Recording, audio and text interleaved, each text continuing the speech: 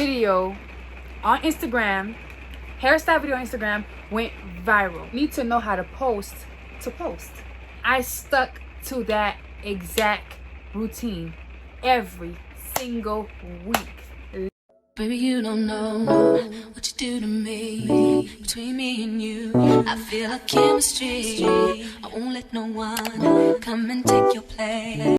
Hey loves, welcome back to my channel. My name is Sophia, and today we are going to get into the real tea on how to become an influencer. So if this is something that you are interested in watching, definitely keep on watching, because I am dropping some gems and I'm definitely dropping tea. No tea, no shade, okay? Period. So let's get right into the video.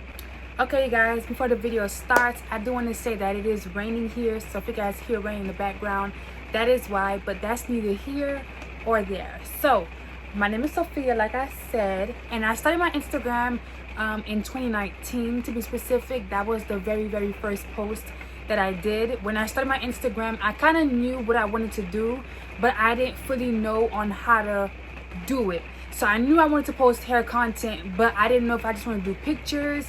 I didn't know if I wanted to do reels or videos. I wasn't really sure on what I wanted to do, so I just played around with all of my posts. So I'll post some pictures, I will post some videos, and let me tell you guys something. The videos were not it, okay? Now looking back on my progress from today compared to 2019, my videos and pictures are definitely not what they are today, but that is okay because we all start somewhere. So as time went on, I looked up different girls or different people that were doing hair videos, and I would see how they would do it. Now, main key thing here is seeing how they would do it, but not copying what they were doing. So if I seen a girl posted this hairstyle, I'll be like, okay, what can I add into my video to make it different? Do I add an extra step in? Do I add in a extra hair product? Do I break down what I'm doing, the songs that I'm choosing, or am I going to talk in my videos? So making sure that I am doing things that are in the algorithm and things that are going to captivate people to watch my video, but making sure that I'm staying as unique as possible. So starting off, that was very hard for me because I did not really know where to begin, but you do have to play around with your posts to know what is going to captivate people. So my first ever video on Instagram, thanks to this girl that told me to post videos on Instagram, actually went viral. So my first ever, listen to me, my first ever video on Instagram, hairstyle video on Instagram, went viral. Literally, I'll probably put like a post up here or a screenshot or whatever of the numbers that it did, and you guys, it was definitely mind blowing. So that is definitely something that I would say allowed me to feel a little bit more at ease, and knowing that this is something that I could actually take on and do. So yeah, that's the first thing, which is my story. So now let's get in a little bit into what you actually need and how to actually continue to stay on a good path, because listen, it's so easy to fall off. Okay, so the first thing I recommend before even starting off your journey is knowing what type of equipment that you want to use. Is it a phone? Is it a camera? Is it your iPad? Something that is going to give you clear quality, something that's going to give you a quality that is nice and crispy, not blurry, not like shaky. So making sure that you are choosing the right equipment to start off with your videos, pictures, or whatever it is that you want to do, okay? Because equipment is a very big thing. You want to invest into a ring light. So many people say filming videos or taking pictures or whatever it is best in the sunlight, but the sun comes up and goes down frequently throughout the day. If there's a cloud that is passing over, the sun will be down. So you want to think about all these things when you are thinking about recording with natural lighting. So I always find that using a ring light is best for me. I don't have to worry too much about the lighting changing. I don't have to worry too much about how my video is going to look throughout, because once I go ahead and start filming, my video is going to look the same exact way from the beginning to the end, because my ring light is one color and it is on that same setting throughout the whole video. Now, there are days where I might be able to film a quick little 15-second video by the window for natural lighting, but it's not an extended period amount of time that I'm by the natural lighting, because again, the sun comes up and goes down throughout the day, and if there's a cloud, that is going to kind of affect the way your video looks, unless you wait for that cloud to move over and then the video is back to how it was looking before. So equipment and how you're going to record is a very big thing, and that is the first thing that you guys should be looking at, even before knowing what type of content that you want to record, because that is going to be a big thing. Ring lights are super cheap on Amazon. I think I have like a 10-inch ring light, which is what I'm recording with right now. I also have a bigger one, but I find that this one that I'm recording with right now is actually more portable. So you guys can shop around on Amazon or Best Buy, Target, whichever one that you guys want to look into, but just try to get a ring light that gives good lighting and that has different settings, because my ring light has about like 4 to 5 different settings, and it has like a bright light, which is the one I'm using right now. It has like a sunset type of lighting, you know, just different lightings to play around with. So you're gonna make sure that you're getting yourself a good ring light, or you know, a good stick that you guys can record on as well, to put your phone on, to hold the camera on. So making sure that you guys are investing into yourself. It does not need to be expensive. My ring light I think was literally like 20 bucks or 25 bucks when I bought it, and I've been through multiple of them, and I think the most I've ever paid for a ring light is $30. So that's not so bad. Next tip I have is knowing what apps that you guys want to post on. Is it TikTok, Instagram, Facebook? Is it only Instagram? Is it only TikTok? Is it all three?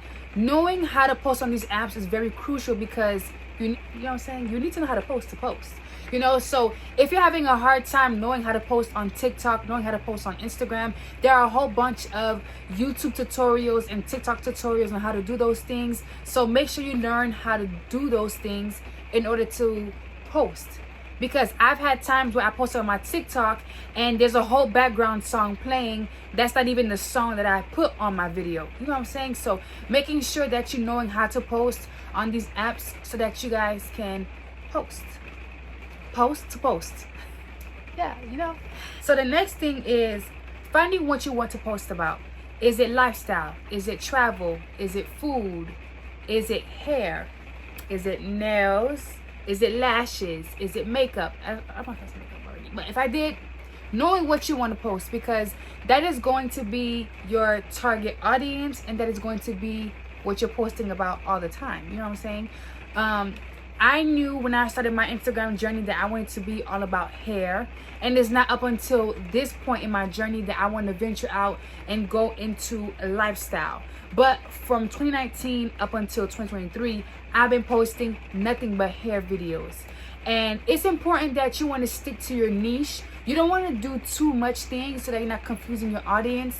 If you are doing lifestyle, then that does include a lot of things such as hair, makeup, going out, vlogging. That's a whole different type of, you know, thing. But if you are doing hair, what type of hair are you doing? Are you doing natural hair? Are you doing wigs? Are you doing, you know, just making sure that you know your niche and sticking to that at the beginning of your journey, because I found that that was most helpful for me, and I think that that will be helpful for you guys as well. And so that you're not overwhelming yourself, because for every single niche there's a way to post, a way to like film videos, a way to edit those videos. So, you know, I know that for lifestyle vlogs, people like them to be a little bit more aesthetic compared to hair. So you want to make sure that you're not overwhelming yourself and knowing what you want to post about, because that is super important.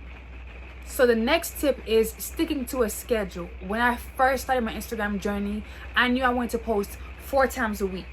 My usual schedule would have been Monday, Wednesdays, Fridays, and Sundays. Those are the 4 days that I prioritized to post. Now, you do not need to post 4 times a week like I did.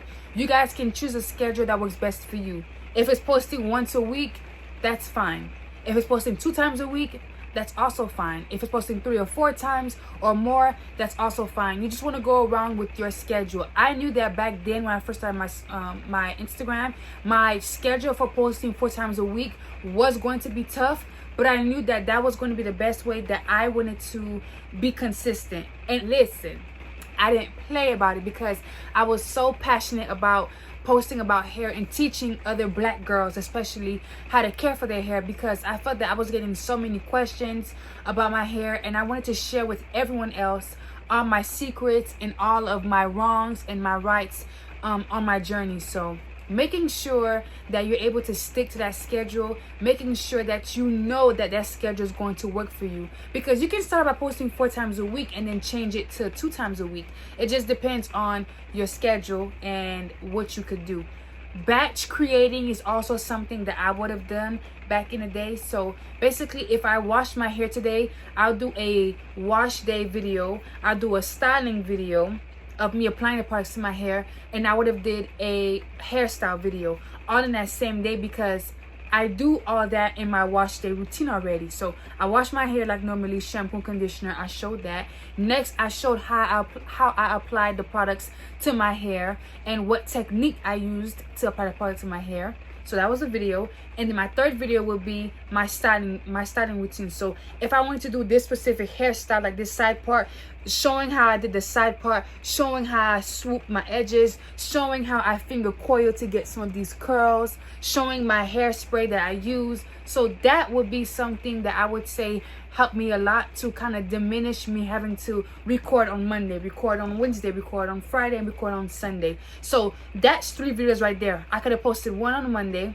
1 on Wednesday, 1 on Friday, and then on Sunday I could choose whatever type of content that I wanted to choose for that day. If it's another hairstyle, if it's me washing my hair, if it's me, whatever it is for that day. So that is something that I would highly recommend. Knowing your schedule and batch creating, because those are things that help me to save time, and those are things that can help you save time, period. Paying attention to what you post is one of the biggest things that I would say helped me. So that first video that went viral was a hairstyle video. So you know what I did? I continued to post hairstyle videos because I realized that that did so well, and I wanted my Instagram to do well, and I wanted my audience to be engaged. So I continued to post hairstyle videos because that was what I wanted to create in the first place. So because I knew that it did well that first time, I continued to create it. Now, every single post did not do good because obviously with the hashtags that I'm using, etc., which I'll be explaining in my next couple of tips, but every single post is not going to do good.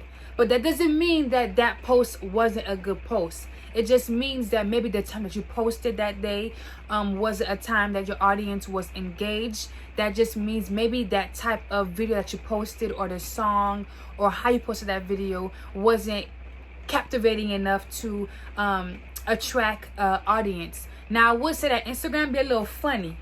They be a little funny, okay? That sometimes that you'll see that you posted the same exact type of content that another post did well, and you reposted something similar to that, and that post doesn't do good because Instagram be acting funny, like I said. But yes, you guys, so making sure that you continue recording and posting the same type of content. Now, it's okay to change up your content, but I do realize that changing up my content sometimes may cause me to have a little bit less views compared to my other videos. I'll give an example. So if I usually post content of hairstyle videos, so I wouldn't really think that my wash day video would do as well as my hairstyle videos, because it's a little bit different compared to me styling my hair and washing my hair. You know what I'm saying? So making sure that you keep that in mind so that you're not discouraged with posting different types of content, because that's also something to keep in mind. So on Instagram right now and on TikTok right now, songs are kind of what boosts